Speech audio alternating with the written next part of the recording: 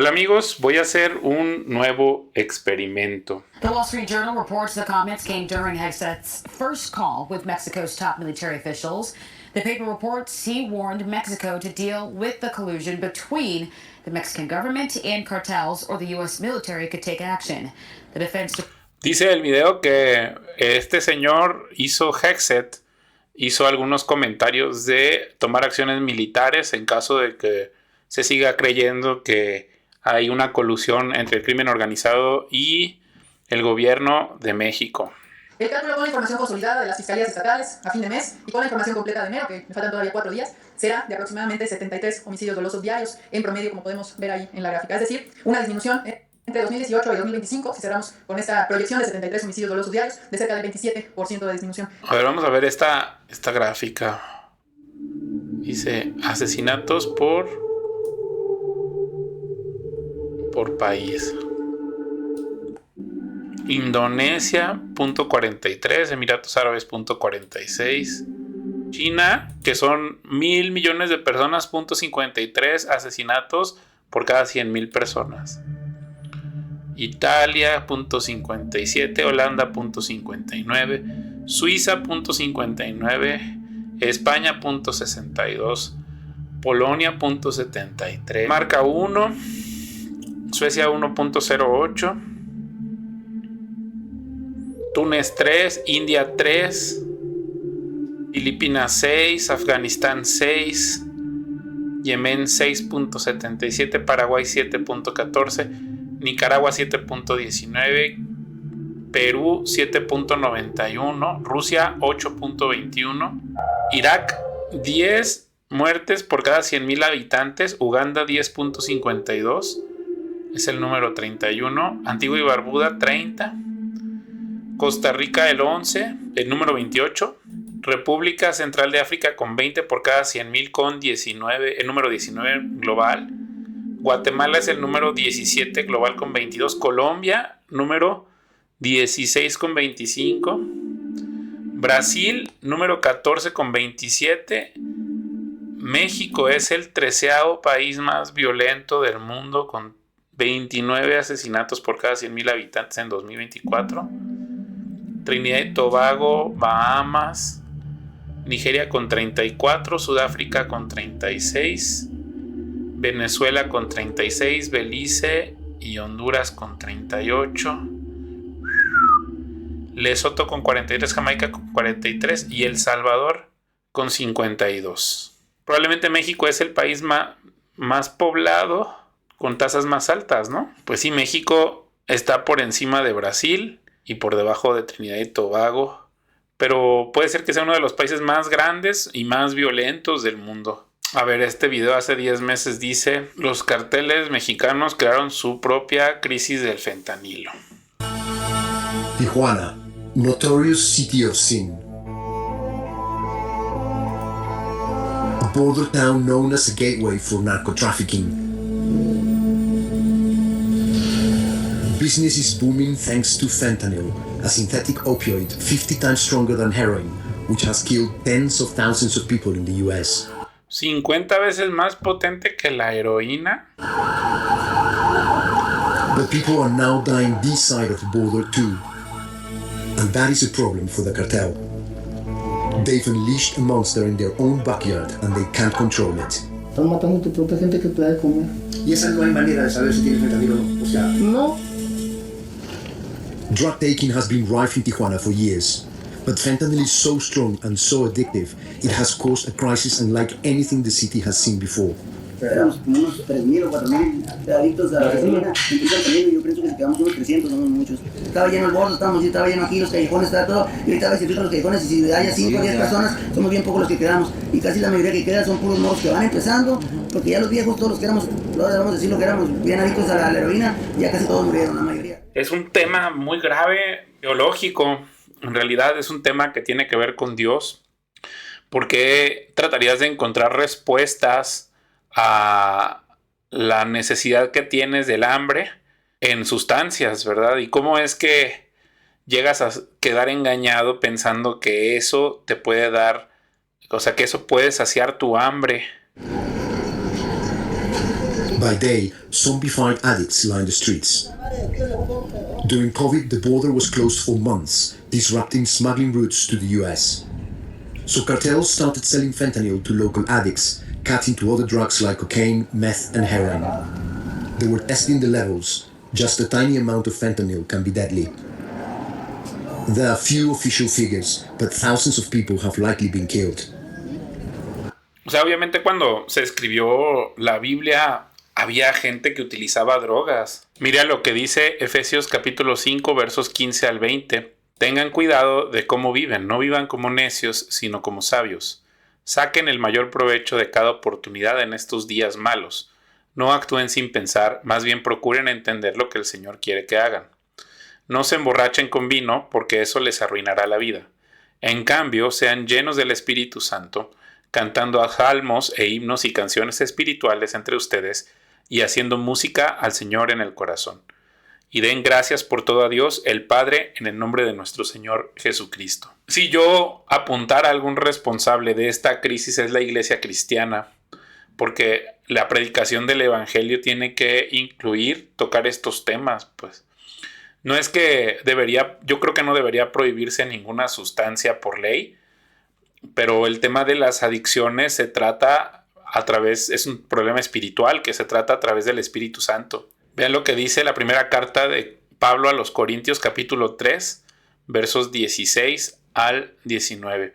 ¿No se dan cuenta de que todos ustedes juntos son el templo de Dios y que el Espíritu de Dios vive en ustedes? Dios destruirá a cualquiera que destruya este templo, pues el templo de Dios es santo y ustedes son este templo. Tu cuerpo es el templo del Espíritu Santo. O sea, somos un espíritu que vive en un alma, que vive en un cuerpo. Entonces no debes atacar tu cuerpo. Luego vean lo que dice el capítulo 6 de la primera carta a los Corintios de Pablo, versos 12, dice: ustedes dicen se me permite hacer cualquier cosa, pero no todo les conviene, y aunque se me permite hacer cualquier cosa no debo volverme esclavo de nada. Ustedes dicen la comida se hizo para el estómago y el estómago para la comida. Eso es cierto, aunque un día Dios acabará con ambas cosas. Pero ustedes no pueden decir que nuestro cuerpo fue creado para la inmoralidad sexual. Fue creado para el Señor, y al Señor le importa nuestro cuerpo. Y Dios nos levantará de los muertos con su poder, tal como levantó de los muertos a nuestro Señor. ¿No se dan cuenta de que sus cuerpos en realidad son miembros de Cristo? ¿Acaso un hombre debería tomar su cuerpo, que es parte de Cristo, y unirlo a una prostituta? Jamás. Vean lo que dice el capítulo 14 de Romanos, versos 10 al 14. ¿Tú que juzgas a tu hermano, o tú también por qué menosprecias a tu hermano? Porque todos compareceremos ante el tribunal de Cristo, porque escrito está: vivo yo, dice el Señor, que ante mí se doblará toda rodilla, y toda lengua confesará a Dios. De manera que cada uno de nosotros dará a Dios cuenta de sí. O sea, tú le vas a dar cuentas a Dios de lo que hagas con tu cuerpo. Así que ya no nos juzguemos más los unos a los otros, sino más bien decidid no poner tropiezo u ocasión de caer al hermano. Yo sé y confío en el Señor Jesús que nada es inmundo en sí mismo, mas para el que piensa que algo es inmundo, para él lo es. Y ve lo que dice el capítulo 7 de Marcos, versos 18 al 19. ¿Ustedes tampoco entienden?, preguntó Jesús. ¿No se dan cuenta de que la comida que introducen en su cuerpo no puede contaminarlos?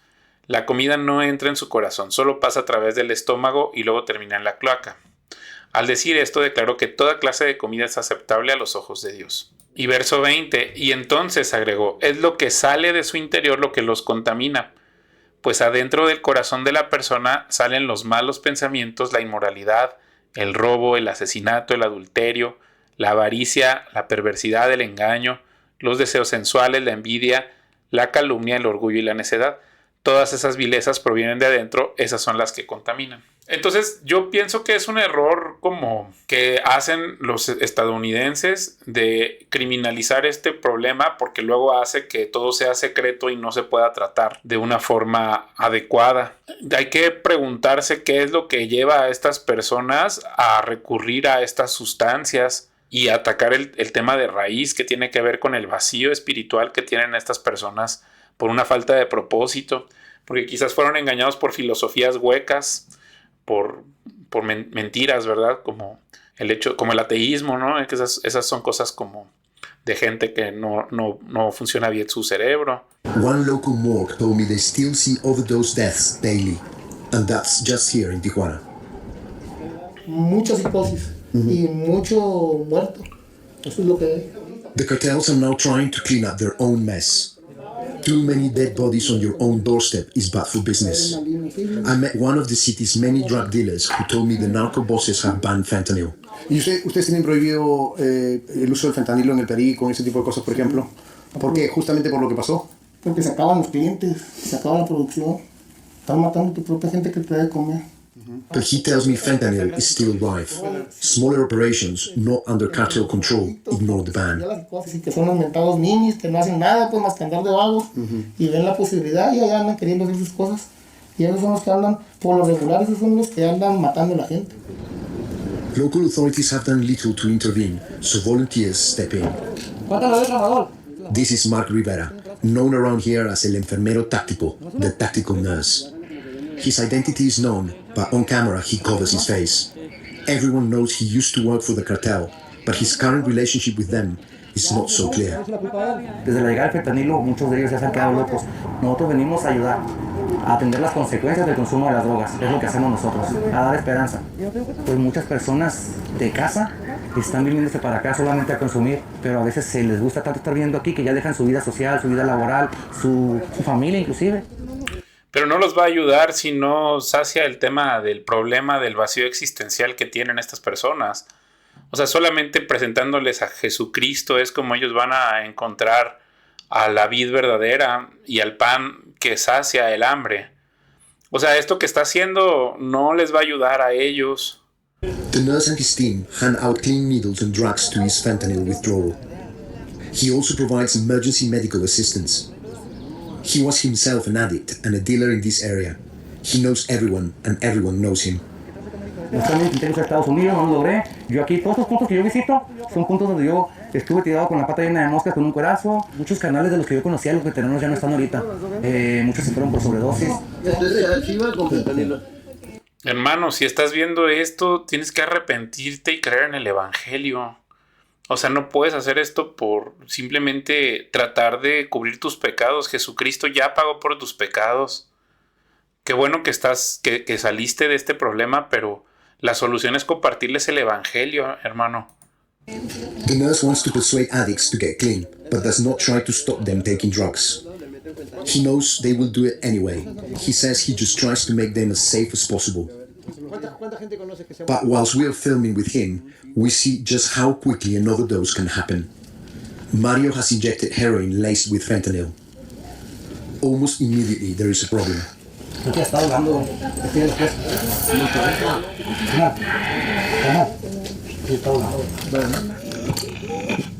The nurse gives CPR and naloxone, a medicine which counters opioid overdoses. It's not produced in Mexico and has to be smuggled in from the US. Mario survives, but the speed at which a user can overdose is scary to witness. Mexico's President Obrador has long declared fentanyl an American problem, even though it's always been made here.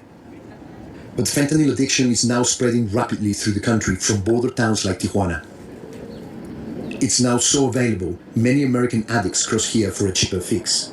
Some live among the homeless. There are so many here living outside reality like ghosts, trapped in a netherworld of poverty and addiction. Y sí es un problema grave. Por ejemplo, aquí en Durango hay un montón de personas que están en la calle y ya uno que estaba con problemas atacó a una muchacha en una avenida, pues. O sea, ya es algo como una epidemia que se está saliendo de las manos. Pues habla de este vacío existencial grave que está teniendo la población de recurrir a estas sustancias para escapar de una realidad, ¿no? Rachel told me she came here to stay out of prison.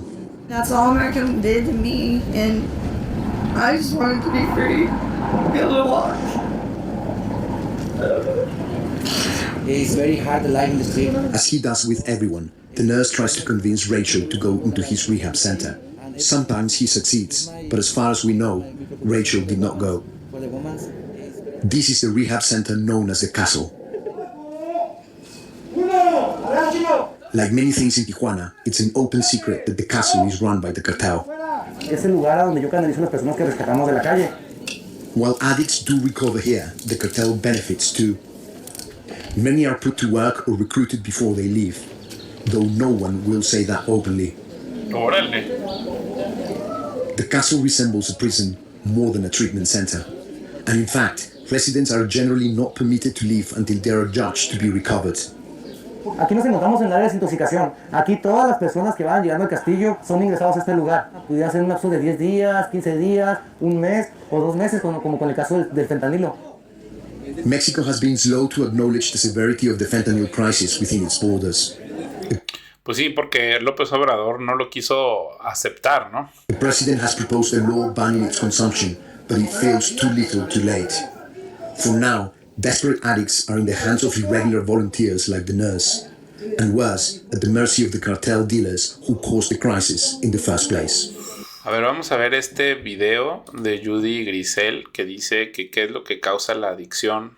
As of 2021, more than 36 million people worldwide were estimated to be experiencing substance abuse disorder. Dice 36 millones de personas en 2021 y yo estaba viendo una estadística entre 10, un poco más de 10 son solamente en Estados Unidos. O sea, una tercera parte de los adictos del mundo vive en Estados Unidos.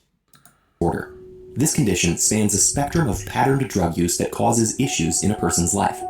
At the more severe end of the spectrum is substance addiction. When someone repeatedly uses an addictive substance, their brain may adjust to account for its regular presence. This is called tolerance. It diminishes the drug's effect and means more is required to produce the same experience. Alcohol, for instance, increases the transmission of chemical messengers like endorphin and GABA, which promote sensations of pleasure and calmness. When someone uses alcohol frequently, their brain will adapt to its presence. So when they don't use it, their brain receives fewer signals from those pleasure and calm-inducing neurotransmitters, which impacts their energy and mood. In addition to the unique effects each addictive substance has, all of them alter the release of dopamine in a brain region called the nucleus accumbens. O sea que el punto es la dopamina que genera la sustancia, pero cosas como las redes sociales, estar en el celular también estimulan la dopamina. Y entonces cada vez necesitas más cantidades para generar el mismo estímulo. This area is part of the brain's reward pathway, which is sensitive to experiences that give us pleasure and drives us to repeatedly seek them out. The reward pathway is essential to our well-being, but addictive substances also exploit it. When someone is repeatedly using a substance and their body has adapted to its presence, they may develop dependence, where the drug is necessary for them to function comfortably. Meanwhile, repeated use can decrease the influence of the brain's cortex, which is responsible for driving deliberate decision-making and limiting impulsive behaviors. Dice el capítulo 7 de Juan, versos 37 al 40, el último día del festival, el más importante. Jesús se puso de pie y gritó a la multitud: todo el que tenga sed puede venir a mí, todo el que crea en mí puede venir y beber. Pues las escrituras declaran: de su corazón brotarán ríos de agua viva. Con la expresión agua viva se refería al Espíritu, el cual se le daría a todo el que creyera en él. Pero el Espíritu aún no había sido dado porque Jesús todavía no había entrado en su gloria. Si tú estás escuchando este mensaje, tú puedes encontrar los ríos de agua viva en el Espíritu Santo que da Jesucristo. Solo por creer en él no necesitas estas cosas. And it can increase the influence of the brain's subcortex, which is crucial in habit learning and impulsivity. Together, these changes can make someone feel a lack of control over how they're using a substance. This can mean suffering in other facets of their life and taking risks to continue using it. If the substance leaves their system, their body's equilibrium is disrupted, so they may experience cravings that motivate thoughts and behaviors of seeking and using the drug. And if they continue without the substance, they may experience withdrawal. Opioids, for example, relieve pain and induce sedation. Withdrawal from them causes heightened pain, anxiety, and insomnia. O sea que tenías que experimentar una sensación, pero como le pusiste opioides a tu corazón, pues nada más lo enmascaras y cuando dejas de tenerlo, entonces se libera de forma más agresiva. Beyond detoxing, quitting is often a long-term process. It's aided by treatment plans that prioritize addressing underlying conditions, developing new associations with experiences previously linked with drug use, and creating safe, supportive environments. O sea que todo tiene que ver como las intenciones que hay detrás del consumo. O sea, si la experiencia la haces en entornos donde es placentero y estás en un lugar cómodo, seguro, pues es muy probable que se convierta en algo positivo, ¿no? Por ejemplo, una cena del Señor con pan y vino en el nombre de Jesucristo es muy diferente a un abuso que estuviste, no sé, con amigos pandilleros o con malas prácticas o donde hubo cosas horribles, ¿no? Ultimately, both addiction and recovery are the results of a brain with an incredible ability to adapt from experience. ¿Cómo operan los cárteles que Donald Trump designó como terroristas? Un informe de 2024 expone que el también llamado Cártel del Pacífico opera en 18 de los 32 estados de la República, desde Sinaloa hasta Yucatán, Quintana Roo, Campeche, Chiapas, Oaxaca, Veracruz. O sea, estos son como territorios que ellos tienen registrados, que son designados por Estados Unidos como organizaciones terroristas. O sea, la pregunta es si realmente Estados Unidos tiene razón. O sea, que fueran como algún grupo que tiene el objetivo de hacer como un golpe de estado suave al gobierno o sea, si está como tan entramado el crimen organizado o si se trata de casos aislados. No, esa es la duda. Puebla, entre otros. Y esta red se extendió a otros países del mundo. Esto nos da cuenta de su magnitud y poderío. Trump recomendará investigar nexos entre políticos mexicanos y el narco. El presidente de Estados Unidos, Donald Trump, aseguró en una entrevista concedida de Spectator que pedirá a la fiscal general de Estados Unidos, Pam Bondi, investigar a políticos, incluidos los mexicanos, por beneficiarse del trasiego de drogas, especialmente fentanilo. ¿Vas a pedir cuentas a muchos de esos políticos corruptos que se beneficiaron, incluyendo a los principales mexicanos? Bueno, ciertamente recomendaría que se les investigara. Sobre si considerarían una acción sin ética en México, Trump se limitó a responder que preferiría no contestar. El pasado jueves, el presidente estadounidense aseguró desde el despacho Oval que no está viendo progresos en la lucha contra las drogas por parte de México y Canadá que le permitan considerar no imponer aranceles del 25% contra ambos vecinos la semana que viene. A ver, este video de France Español. El narco es el quinto empleador de México. Este es una llamativa conclusión del estudio de Complexity Science Hub, publicado en la revista Science la semana pasada. Los grupos relacionados con el narcotráfico generan más puestos de trabajo en México que gigantes de la economía del país, como Oxxo o Pemex, 175.000 puestos aproximadamente. El crimen organizado abarca desde actividades de sicariato a la extorsión en redes de transporte de personas y alimentos o a la comercialización de, por ejemplo, productos típicos de la alimentación mexicana. Les quisiera plantear que nos ayudaran un poco a comprender la magnitud, ¿no?, del peso del crimen organizado en México en lo que sería la economía del país, empezando por cuando hablamos de crimen organizado, de qué estamos hablando más allá de los nombres que tenemos en mente, como el cartel de Sinaloa o Jalisco Nuevas Generaciones. Rosa, Daniela, buenos días, un gusto estar con la audiencia. Como dices, efectivamente el crimen organizado se ha puesto en cientos de actividades en México, que son desde el turismo, el trasiego de drogas, las amenazas, la renta de la seguridad, por ejemplo la extorsión. Es algo muy severo que a locatarios y a restaurantes, desde muy chiquitos y hasta muy grandes, cobran por la seguridad para defenderte de un cártel enemigo o de otra banda. El trato de migrantes, el mercado del mundo del aguacate, y en México algo muy severo es el de la gasolina. Entonces perforan tuberías de gasolina y luego la venden directamente ya sea o a los automovilistas, para las gasolineras, para hacer efectivo el negocio de los guachicoles, le decimos en México. Tienen repercusiones en todos lados. Es lo que vemos con la economía del cártel. ¿Qué clase de trabajos son estos? Porque bueno, México es un país que se caracteriza por ser muy informal, tiene una tasa de desempleo que es una de las más bajas de América Latina, pero al mismo tiempo uno de cada dos trabajadores es informal. Entonces, ¿cómo es esta clase de empleos que genera el narco allí? Daniel, gracias por la pregunta. Efectivamente no es un empleo formal porque no tienes afiliación ni tienes seguro de gastos médicos una vez que te afilias al cártel. Y lo que hicimos en este estudio más bien es intentar matemáticamente entender cuántas personas forman parte del cártel y una vez teniendo ese número, pues ponerlo en contexto respecto a empresas, que claramente pues son las empresas formales, porque son las que reportan y las que puedes comprar. En ese cártel vemos, claro, desde sicarios, pero los que cobran renta, los que pasan el efectivo, los que pasan las armas, y los que utilizan su presencia para amedrentar con violencia a otras personas en México, ya sea los del mercado del aguacate, o los del limón, o los locatarios del restaurante. Es decir, tienes una serie de actividades gigantescas para que hoy el cártel tenga presencia casi en todos los estados del país. Pero también una cosa que él no está metiendo en sus datos, ahora, él dijo que es matemático, ¿verdad? Que no hay forma de conseguir estadísticas, entonces hicieron regresiones, ¿no? Pero pues tampoco está hablando de cuando se lava ese dinero y se mete en organizaciones o instituciones formales, ¿no? O sea, podría ser mucho mayor y creo que ese es uno de los temas más interesantes que podrían impactar a la economía mexicana con esta determinación de Donald Trump de llamarlo terrorismo. Y a través de violencia obligan a que chicos, usualmente hombres entre 14 y 18 años, sean afiliados al cártel, ya sea porque les generan una deuda, por ejemplo, con un pequeño préstamo, o los utilizan la fuerza física para embarcarlos en una actividad. Pero por otro lado, hay una parte de la afiliación al cártel que no es por fuerza, sino más bien es voluntaria.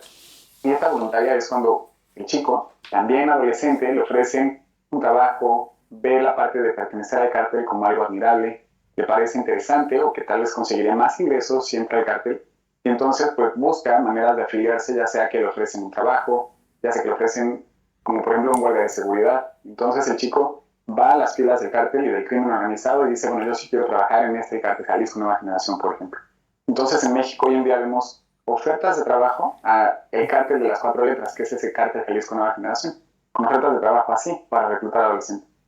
Claro, el estudio dice que la única manera de mitigar esta situación... Ahora, vean el grave problema que tiene México de falta de valor, ¿no?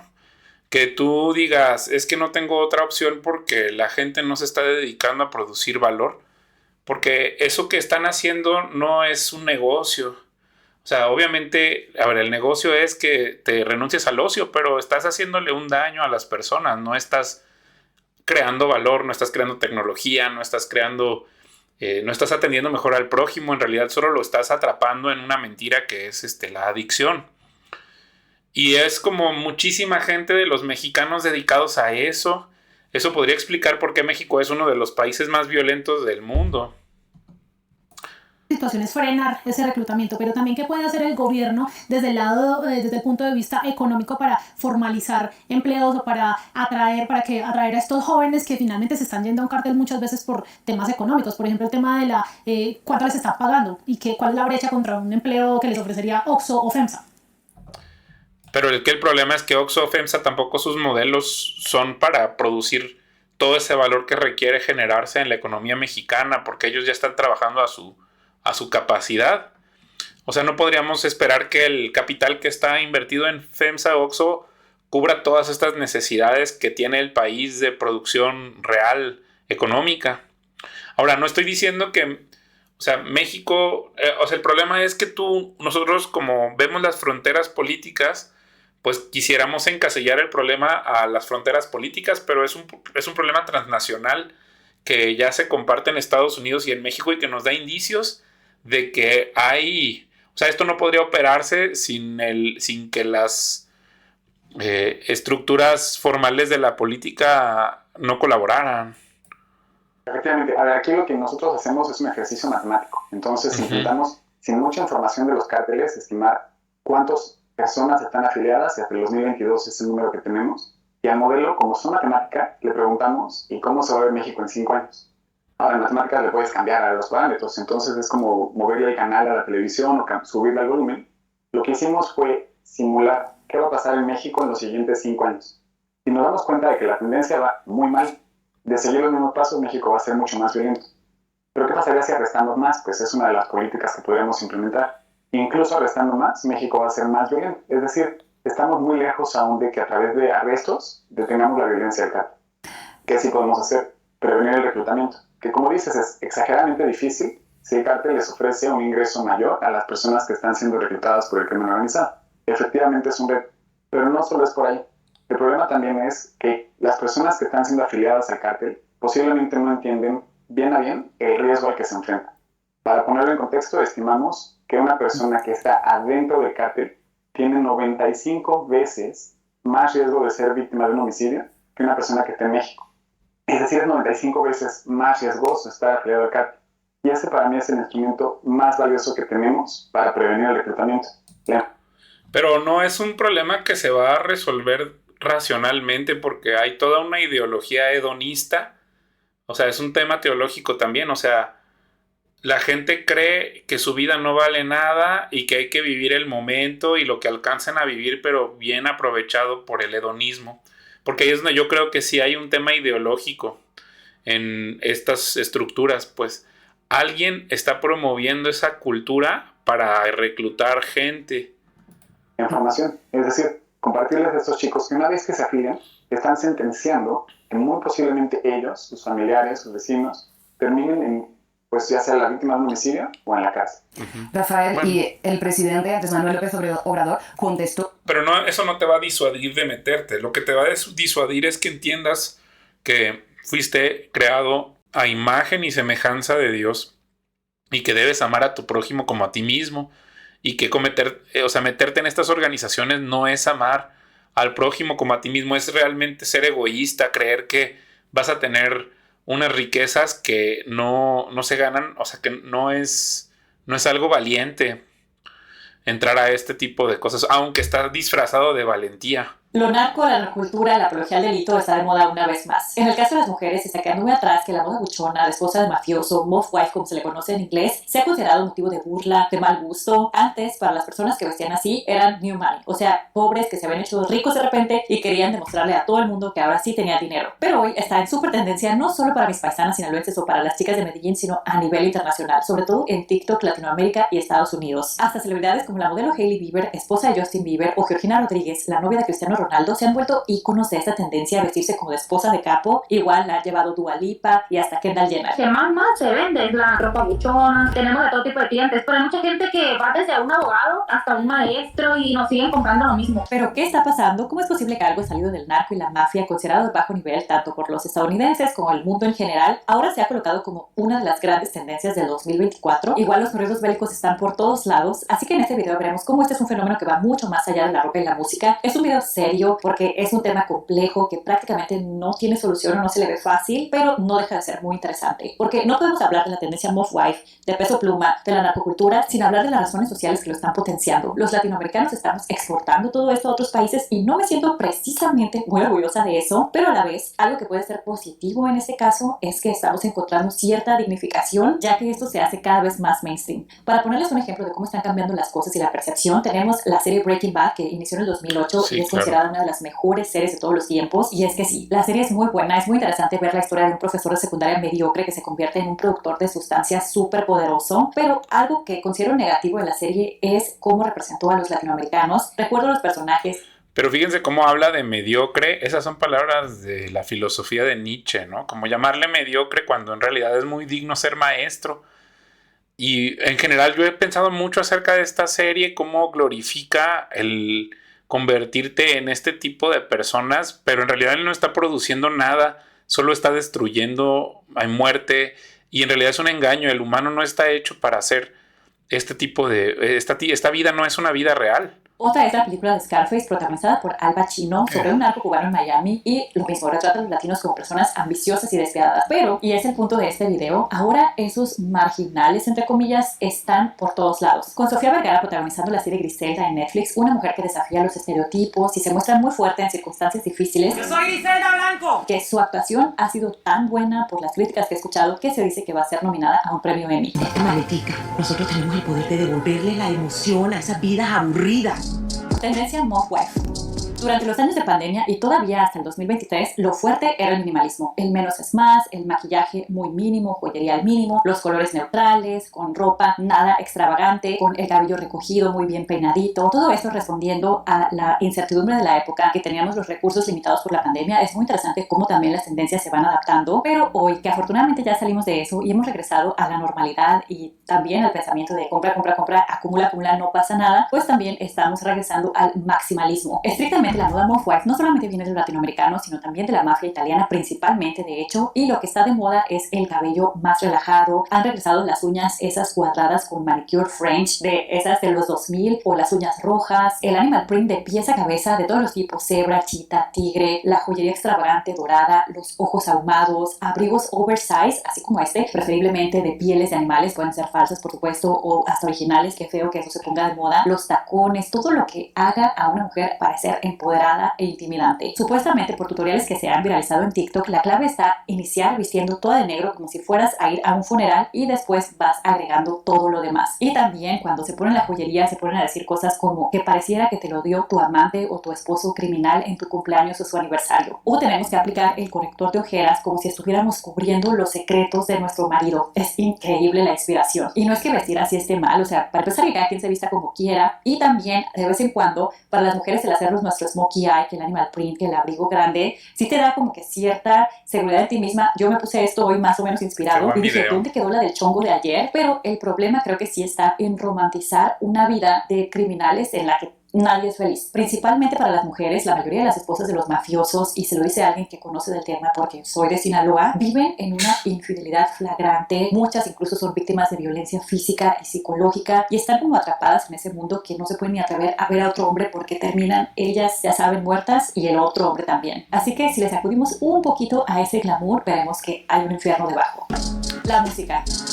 Imagínense que van caminando por la calle en alguna ciudad de Latinoamérica y se les acerca un tipo joven como de 20 y tantos años, todo vestido de negro y con pasamontañas. Sería aterrador, ¿no? Pues precisamente es como elige vestirse en sus conciertos la mayor revelación musical del último par de años, Hassan Emilio Cavante Laija, mejor conocido como Peso Pluma. Canta principalmente corridos tumbados y bélicos y de verdad su música está por todos lados, que hay extranjeros que no saben ni lo que significan las letras, pero les encanta cantarlas. Opa, ¿qué le parece esa morra? La que anda bailando sola me gusta a mí. Bella, bueno, che donzado bello. Che bella is more Italian, no? Voy a conquistar tu familia con 2 días de Como cuando estás en Italia y tienen Peso Pluma en Italia. Pura doble P. Doble P.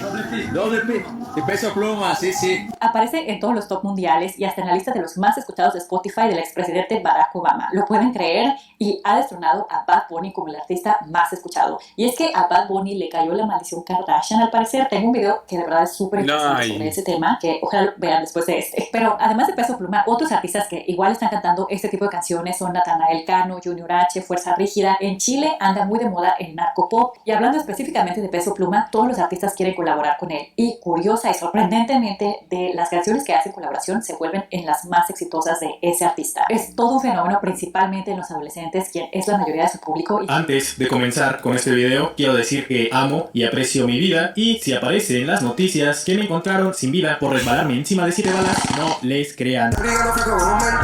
La narcocultura en México es un cáncer que hizo metástasis en todas las capas de la sociedad: la política, la seguridad pública, la música, la salud y el entretenimiento, desde las calles hasta las plataformas digitales. Su influencia no conoce fronteras y claramente las redes sociales no serían un fenómeno exento de este mundo, transformándose en un escaparate perfecto para los lujos, excesos y conexiones peligrosas, que cada día llega a más audiencias. Existen decenas de casos de personajes públicos o famosos relacionados directa o indirectamente a este mundo, desde influencers o actrices, relaciones sentimentales con capos de la droga, hasta cantantes que directamente están relacionados con este mundo. Acompáñame a descubrir el mundo oculto a simple vista de los narcoinfluencers. Como toda historia, esto comienza por el principio, y se podría decir que el pionero en combinar estos dos mundos fue el famoso narcotraficante el Chino Anthrax, quien aparte de ser un capo de la droga muy poderoso y temido, también era un creador de contenido en Instagram, que por allá del 2013 se la pasaba compartiendo su lujosa y excéntrica vida, subiendo fotos de sus casas, carros, armas lujosas, animales exóticos, entre otros lujos y posesiones excéntricas. El Chino Anthrax comenzaría a crear su séquito de fieles fans, quienes le comentaban y likeaban todas sus publicaciones, diciéndole cosas como: mi papá, yo quiero ser la hija, el más vergas de todos, el mundo era tuyo, Chino. Incluso a día de hoy existen personas que admiran y romantizan la vida del Chino Anthrax. Miren lo que decía Jesús en el capítulo 16 de Mateo, versos 25 al 27. Si tratas de aferrarte a la vida, la perderás.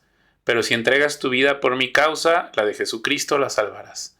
¿Y qué beneficio obtienes si ganas el mundo entero, pero pierdes tu propia alma? ¿Hay algo que valga más que tu alma? Pues el Hijo del Hombre vendrá con sus ángeles en la gloria de su Padre y juzgará a cada persona de acuerdo con sus acciones. A ver, vamos a ver este otro video. ¿Qué es la narcocultura? A mí me gustaría ser la novia de un narcotraficante porque es una forma de vida, no es nada malo.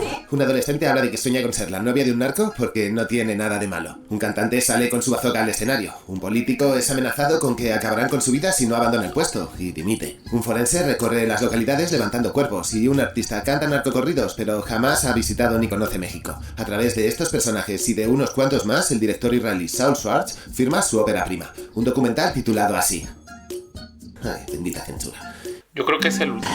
A ver, esta semana la periodista especializada en narcotráfico Anabel Hernández, con quien yo he conversado en varias ocasiones en ese mismo espacio, desató una polémica que continuó en redes sociales. Y es que Anabel acusó al cantante Peso Pluma de ser un personaje muy importante en el crimen organizado, porque sus canciones, en su opinión, han servido como narcopropaganda para los grupos criminales. En particular, para los hijos de Joaquín El Chapo Guzmán, mejor conocidos como los Chapitos, que como sabemos encabezan una facción del cártel de Sinaloa. De acuerdo con el testimonio de Anabel Peso Pluma, está legitimando la cultura del narcotráfico, está contribuyendo a normalizar comportamientos delictivos y por lo tanto, dice, está ayudando a promocionar el narcosistema que domina ya de por sí muchas estructuras sociales y culturales de nuestro país. Lo dijo así Anabel. Peso Pluma es un personaje muy importante, mucho más importante de lo que pensamos en el mundo del crimen organizado, en el clan de los Chapitos. Ha sido un instrumento para la narcopropaganda, para que la leyenda de los Chapitos se disperse por el mundo, porque hoy ya no estamos hablando de un cantante que estaba confinado, dijéramos, a una fama nacional. Ya estamos hablando de un cantante que es nominado a Grammys, que es nominado a los premios MTV en Europa y que le dan un premio. Estamos hablando de que esta narcopropaganda a través de la voz de Peso Pluma está ya rompiendo fronteras. ¿Y cuál es el propósito de esta propaganda? Narcopropaganda. Legitimar al crimen organizado. Legitimar lo legal. Que la gente piense, cante, baile al son de los, digamos, himnos que Peso Pluma canta para los Chapitos, para el niño, para sus amos. Y a través de estos himnos que la gente canta y baila sin ninguna reflexión, sin ninguna racionalidad, sin darse cuenta que cada vez que cantan y bailan eso se hacen cómplices de este ecosistema, es como la normalización del crimen hace que este virus se esparza. Eso es lo más grave que estamos viviendo y de eso es parte Peso Pluma y de eso sigo investigando, porque Peso Pluma no está solo en ese plan, porque es un plan de la narcopropaganda.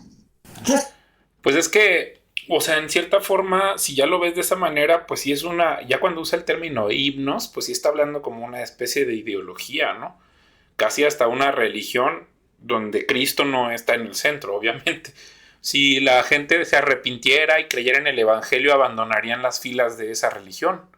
Pero sí, o sea, básicamente una persona se está guiando por el hedonismo, por esta cultura de la riqueza fácil y no me extrañaría que sustituyeran, por ejemplo, a Cristo por la adoración de la muerte, que sí se hace, pues.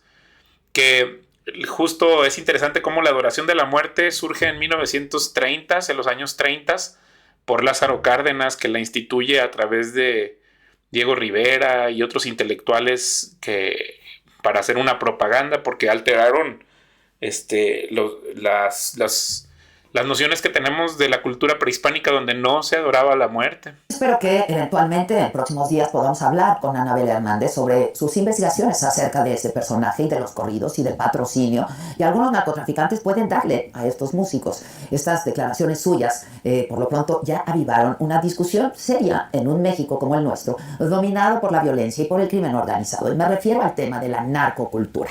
La realidad es que, así como en los últimos años florecieron los carteles, se multiplicaron los conflictos armados, creció sin duda el trasiego de drogas, también tomó impulso la cultura que rodea al narcotráfico. Y el mejor ejemplo, sí, son los corridos y las canciones que cuentan las historias de los grandes capos y que nos hablan de sus aventuras, sus mujeres, sus lujos y sus enfrentamientos.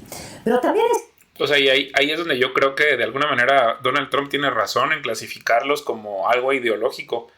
Y ahí es donde yo creo que se equivoca el gobierno mexicano en desestimar esa ideología, porque sí existe. Ahora, creo que esto no se debe combatir prohibiendo, porque esto va a generar efectos peores. O sea, no se debe prohibir la libertad de expresión. Todas estas personas tienen derecho a expresarse, pero eso que están promoviendo no, o sea, está mal incluso llamarlo cultura, porque no tiene ningún tipo de valor, no tiene valores. Está la ropa, y están las casas, y las fiestas, y los coches, que muchas veces se asocian con grupos criminales, que resulta un asunto aspiracional. Y también está la televisión, en donde se han popularizado muchísimo las películas y las series sobre los narcos. En muchas de ellas los criminales aparecen retratados, pues no como los villanos criminales que son, sino como héroes, admirados e incluso envidiados, insisto, aspiracional para muchos niños y jóvenes. Sí, es una cultura que propicia la envidia, y la envidia no es un valor. Sí, ese es un defecto, es un pecado, y incluso propicia el orgullo, la soberbia, lo que ahorita leíamos que pues no es parte del evangelio y que no te va a llevar a nada, te va a llevar a la destrucción. O sea, es una degradación cultural en realidad. No es que sea la cultura, sino es una pérdida de valores y es un desgajamiento de la vida humana, es convertirla como en fetiche o en objeto. Pierdes tu identidad como humano cuando te dejas absorber por esta mentira. Pues ahí está El Señor de los Cielos, la serie también de La Reina del Sur, la famosa serie Narcos. En la literatura también se han multiplicado los autores que escriben sobre la violencia y el crimen, sobre todo entre los escritores del norte del país. Y según esta opinión, pues tendríamos que dejar de escuchar narcocorridos y también dejar de ver series de narcos. Y podría parecer muy extremo, Pero ella misma, yo he visto videos donde ella está exaltando, por ejemplo, a los chamanes que adoran la muerte. Busquen, ahí hay un video, acaba de hacerlo hace poco. O sea, es la misma cultura destructiva, nada más que de otra cara. O sea, en realidad son culturas anticristianas, ni siquiera, o sea, ninguno de ellos está haciendo un estudio bíblico, ni ninguno de ellos está buscando que las personas se arrepientan. Por el contrario, están tratando de causar envidia en los demás. Ese es un problema que tiene en México y que lo tiene sumido en la cobardía. sin duda también resulta preocupante, por ejemplo, escuchar a niños pequeñitos, que juegan a ser narcos y que aspiran a tener este tipo de vida.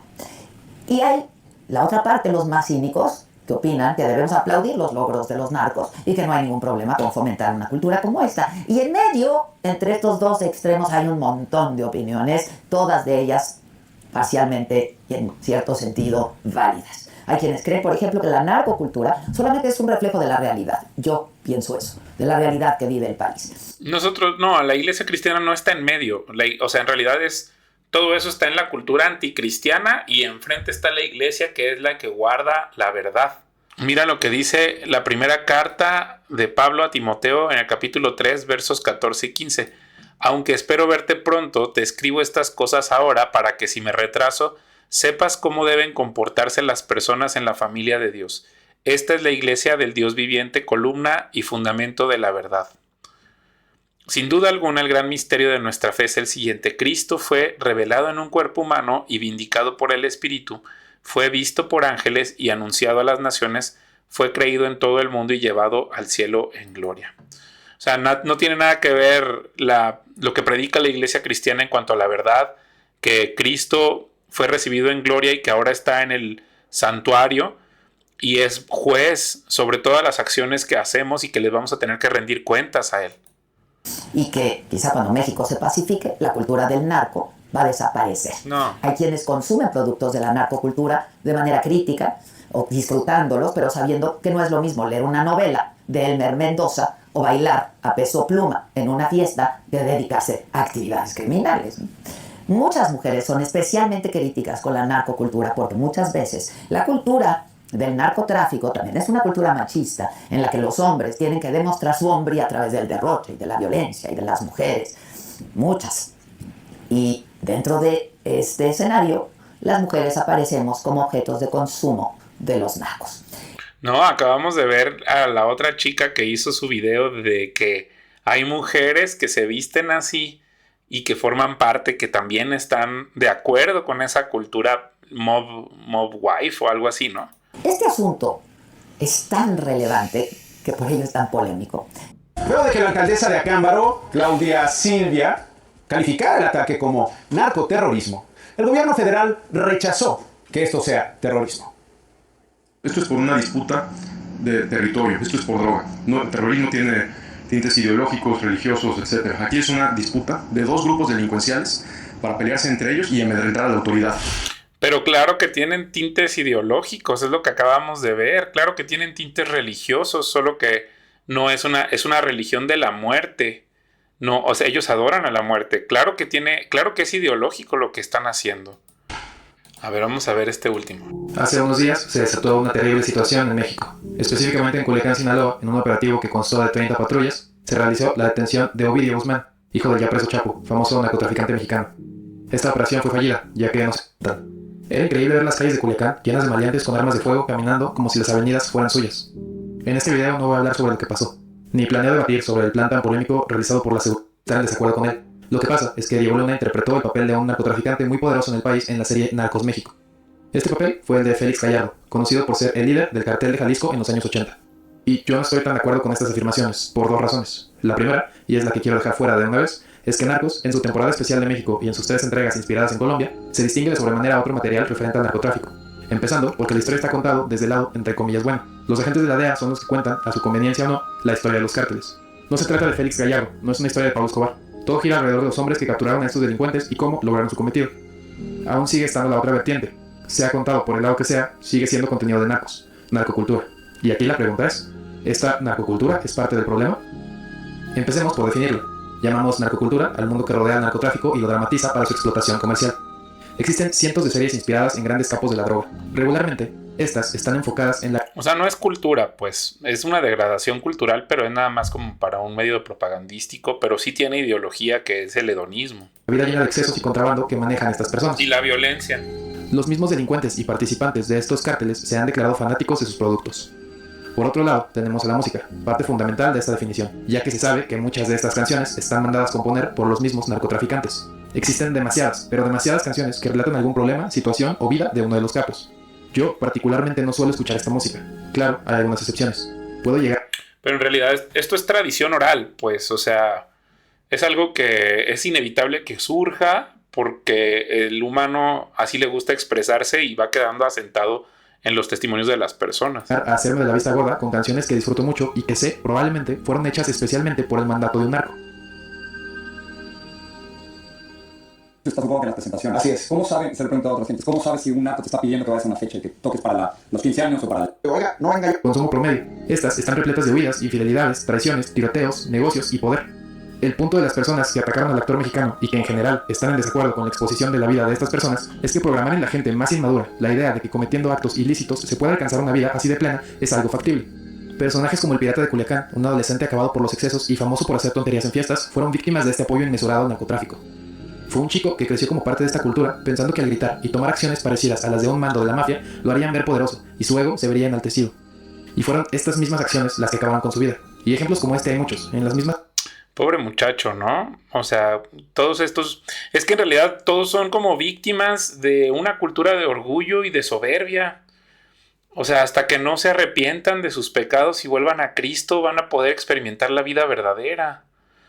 Acuérdate que dice, yo soy el camino, la verdad y la vida. Yo soy la luz del mundo. El que cree en mí no andará en tinieblas, sino que tendrá la luz de la vida. Las narcoseries nos muestran cómo niños son involucrados en el mundo de las drogas desde pequeños, por admiración a estos hombres o por la simple necesidad. Figure it out on their own, and they'll do something that's fine. I think in most cases, if they don't find that book or that movie that they want to act out, that they will do something else. No podemos hacer responsables a las obras por el impacto que generan. Sería injusto para las demás producciones cinematográficas eliminar Batman The Dark Knight solo porque un loco cometió un atentado en un cine. Todd Phillips se vio reacio hacia estos comportamientos, encarando a la prensa y dejando en claro que si su película debía ser censurada por la motivación que puede crear, películas como John Wick tampoco tendrían derecho a ser estrenadas por su tono oscuro y violento. ¿Quién podría pensar que John Wick es una película peligrosa para posibles psicópatas? Creo que me desvié mucho del tema principal, que son los narcos, pero quiero que quede claro mi punto. Tenemos que medir con la misma vara a todas las producciones. Que una serie esté mal dirigida y no nos guste no significa que no tengan derecho a existir.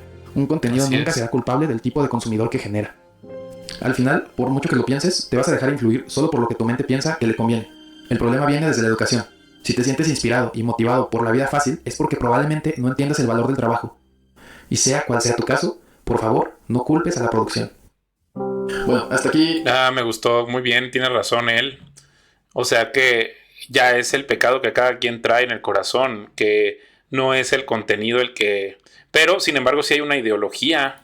En el caso de México, antes de convertirse en México, ¿cómo fue el tema de la narcocultura? ¿Cuáles lecciones podemos sacar de ese cambio?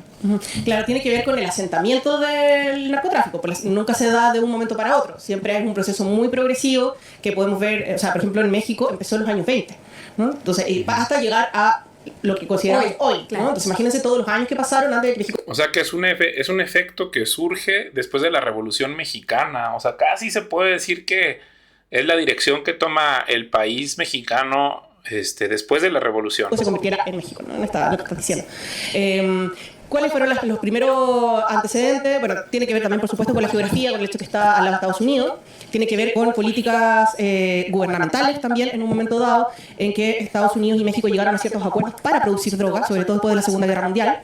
Tiene que ver con, después con, bueno, ¿qué hacemos con esto? Produjimos un montón de droga, tenemos campos de amapola, tenemos campos de marihuana, y ahora queremos derrotar a la droga que nosotros mismos plantamos, ¿no? Entonces, ¿qué es lo que se hace? Se establece la Operación Cóndor en Estados Unidos, que en conjunto con México, para eliminar todos los cultivos de droga que existían en ese momento, que también tienen intenciones ocultas, porque en realidad lo que querían era prevenir un levantamiento campesino, ¿no? Y luego eso, lo que pasa con eso es que lo que pasa después finalmente con eso es que se generan, se dispersa el narco, que estaba completamente al revés, estaba dispersado, ¿no? Estaba disperso por todas partes de la República. Lo que pasa es que empiezas a destruir los cultivos, le creas la guerra al narco.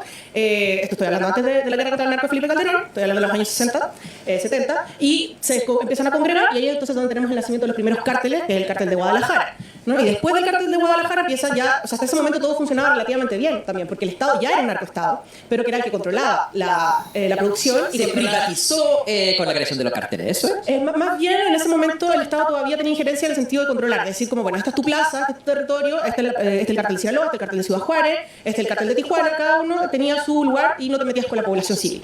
¿Qué es lo que pasa cuando se destruye este pacto? Se llamaba la Pax Narco en este periodo. Cuando empieza el México tal como lo conocemos hoy en día, es cuando se declara la guerra contra el narco. Y eso incluye el elemento de lo que llamamos nosotros narcocultura.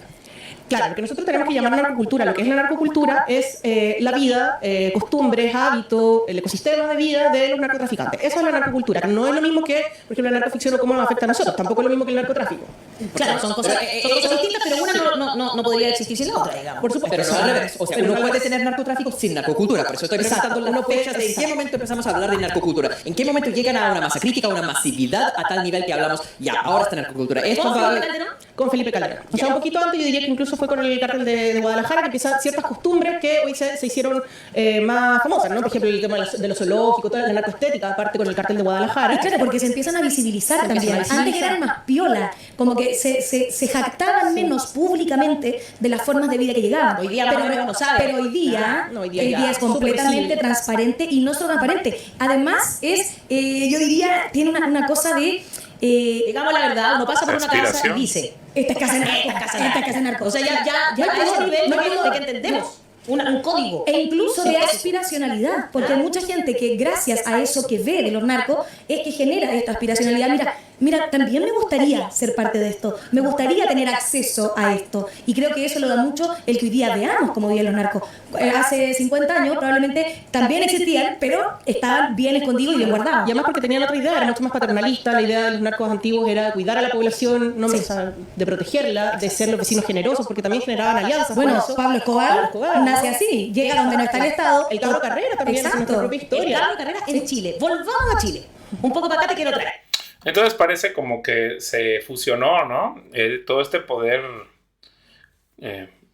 pues es trascendente a lo económico, es un poder de adicción, en busca del poder, en busca de la protección para suministrar una necesidad enorme que hay en Estados Unidos, precisamente también por su modelo, ¿no? Antihumano.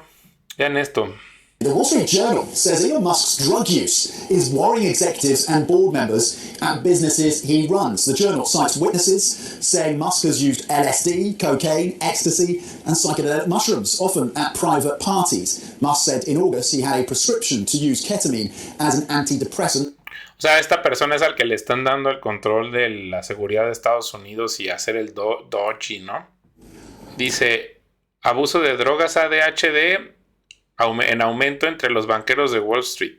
Our next story is from the United States. We are looking at the investment bankers on Wall Street. What comes to mind when you think about Wall Street? Some of you may associate it with glitz, glamour, and untold wealth. The rest of you may recall all the finance bro memes, highlighting the cringe-worthy investment bankers who love nothing more than to flaunt their wealth. Now, both these depictions may hold some truth, but there's also more to it. There's a secret to their wealth and success. And that secret is overwork fueled by prescription drugs.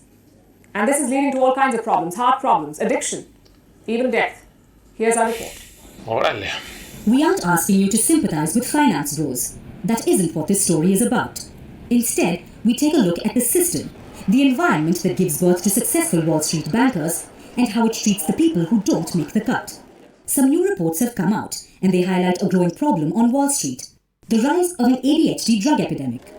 Most Wall Street bankers in the 80s and 90s were depicted as cocaine addicts in movies. The film The Wolf of Wall Street really drives that point home. But today's wolf cubs are turning to other stimulants, ones that happen to be legal, like the ADHD medication Adderall. ADHD stands for Attention Deficit Hyperactivity Disorder. Simply put, people who suffer from it can't pay attention to things because they're hyperactive and therefore easily distracted. That's the crux of the disorder. So ADHD medication helps patients focus. But what happens when people without ADHD take the medication? People who already have regular attention spans. What happens when they take pills to improve their focus? Well, apparently, it makes mundane office work interesting. This is reportedly the new secret to success on Wall Street. Wall Street bankers are infamous for their lavish lifestyles. But behind all that wealth lies a world of mind-numbing paperwork. 100-slide PowerPoint presentations that have to be churned out daily. Then you have endless rows on Excel, tracking minuscule details from unheard-of companies. Those who work regularly with PowerPoint or Excel know how daunting this is. Can you imagine doing that for 20 hours a day, and sometimes 7 days a week? Turning out PPTs and financial models day in and day out, whether from the office or from home. That's the life of a typical entry-level Wall Street banker. But many people are determined to do this because it means a starting salary of $200,000 a year and all the prestige that comes with being a Wall Street banker. To get through the grind, newly minted investment bankers start taking ADHD medication, probably so that they can stay awake and make their joyless PPTs. Vean este uso de drogas en Silicon Valley. The drug culture of Silicon Valley. Silicon Valley is typically associated with technological advancements, the internet, and financial success, among other things. On the other side of the coin, a culture of drugs and excess is hidden under the veil of technological innovation, which frequently results in drug addiction and overdose deaths. A prime example is Forrest Hayes, a Google executive who died in 2013 on a yacht in Santa Cruz after overdosing on heroin. Why is there such a dearth of information and concern in our culture about these issues when it comes to the long-term health consequences of drug use, abuse, and addiction? Stress and exhaustion at work may be the primary contributing factors. Many of today's trabajo en exceso y estrés. most prominent technocrats did not begin their careers in this manner. All of the major Silicon Valley corporations, including Apple, Yahoo, and other behemoths such as Google and Facebook, have stated that they have strict anti-drug policies in place, but they are tight-lipped about what they are. For decades, many believe that cocaine's express purpose has been to cater to the technology and entrepreneurial mindsets of Silicon Valley. Long workdays with fierce competition and an insatiable desire to innovate. Tratando de innovar, pero en realidad no han innovado nada. Esa es una parte de la queja que hay últimamente de que se están sobrecargando para tratar de impresionar a alguien, pero en realidad no están logrando nada. Consumption of small amounts of psychedelic substances such as LSD and mushrooms by millennials in Silicon Valley, according to some, can increase productivity. Information technology workers must stay awake for days at a time and rely on the use of stimulants like Adderall and methamphetamine to keep their abnormally high output rates going for more extended periods. Stressful work. Hace 2 años, dice, una ciudad en crisis, como el fentanilo devastó a San Francisco. San Francisco is one of the richest cities in the world, but below its gleaming buildings lies a humanitarian disaster. We have had, more overdose deaths in 1 year than we did of COVID deaths in our city. Every day, on average, 2 people die from a drugs overdose here. In December, Mayor London Breed called for a state of emergency in a notorious district called the Tenderloin. We about to come through and clean up, okay? Who all want coffee? Let's go. How you doing, brother? We immediately came across a street with so many people doing fentanyl, it was hard to get by. Toda esa gente está consumiendo fentanilo, vean, ese es el problema. O sea, me da la impresión como que la música de la narcocultura es como o sea, como que es alguien que está tocando la música para que los esclavos trabajen, ¿no? Fentanyl. The local drug dealers had delivered the fentanyl about half an hour before we arrived. Some were openly taking it on the street, seemingly unworried about the police. There you go. There you go. Seeing this firsthand is pretty shocking. Keep trying to make it up. There you go. Got it, bro? Got it, bro? Fentanyl was developed as a pain medication. Its use as a recreational drug, though, has exploded due to its low cost. It's 100 times stronger than morphine, and even a tiny quantity can kill. 100 veces más fuerte que la morfina y es muy barato de producir y se está produciendo en partes que no solo son México. Yeah, this is like this every day, and then you think it's There's evidence of drug use everywhere. they go one that's been used, 2, 3, these are pulled out of needle. As we were filming, a woman approached us. You guys know we can get any free tents out around here? Free tents? Beth and her partner Jay have been in San Francisco for a year. So are you doing fentanyl like today or? Every day. Every day, yeah. Really? What's it like living here? Lawless. Completely lawless. It's a town. In December, the Democrat mayor of San Francisco made a spectacular U-turn on previous progressive policies. She had advocated defunding the police. Now she was refunding them. More aggressive policies on law and order. It is time for it to come to an end. And it comes to an end when we take the steps to be more aggressive with law enforcement and less tolerant of all the bullshit that has destroyed our city. Pero el problema es que lo usan a través de premisas ascetistas. O sea, prohibir a las personas no va a resolver el problema. O sea, eso pasó en Estados Unidos en los años 30 con la prohibición del alcohol, solo se generó más problemas. O sea, la idea es que tiene que entrar la regulación. Tiene que entrar la regulación y tiene que entrar la iglesia cristiana a predicar el evangelio. Chesa Boudin is a radical, part of a wave of liberal DAs that have been elected in cities across America. Demócrata. He's responsible for which crimes get prosecuted. His detractors say he simply doesn't prosecute enough, and that he's soft on crime.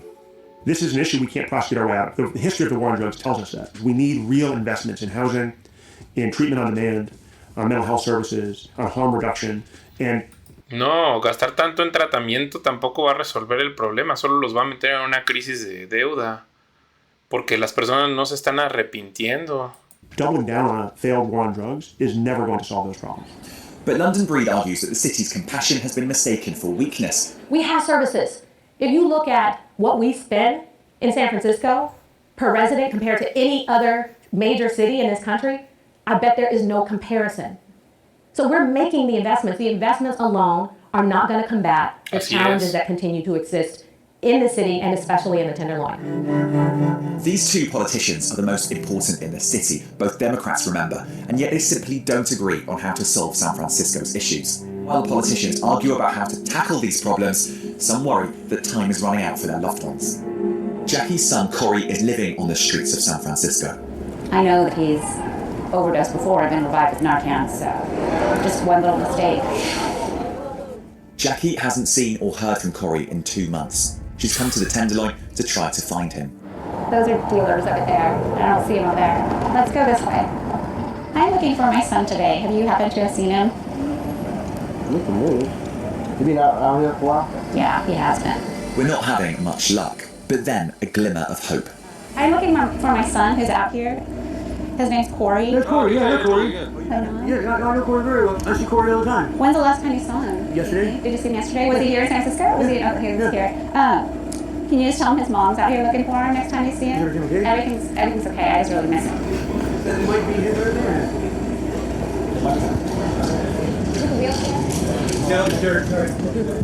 Despite our best efforts, we simply can't find him. Corey is not blameless. My son makes the choices that he does that got him into this position, and he'll be the first to tell you that, he made this mistake. So while he has a part to do with it, I think the dealers, I think Chesa Boudin, I think Mayor London Breed, I think they all have a hand in it not going well. Pues este problema solo se puede resolver por el poder del Espíritu Santo. Yo pienso que tenemos que ser más determinados para predicar el evangelio, pues proclamar a Cristo como el pan de vida que bajó del cielo, tener cenas del Señor, pan y vino en el nombre de Jesús, y predicar a la gente a que se arrepiente y que conozca a Cristo, que tengan un encuentro con Él, abandonen su pecado, su maldad. Es lo único que puede transformar esta situación. Pues si están o no de acuerdo conmigo, déjenme algunos comentarios y bueno, hasta la próxima.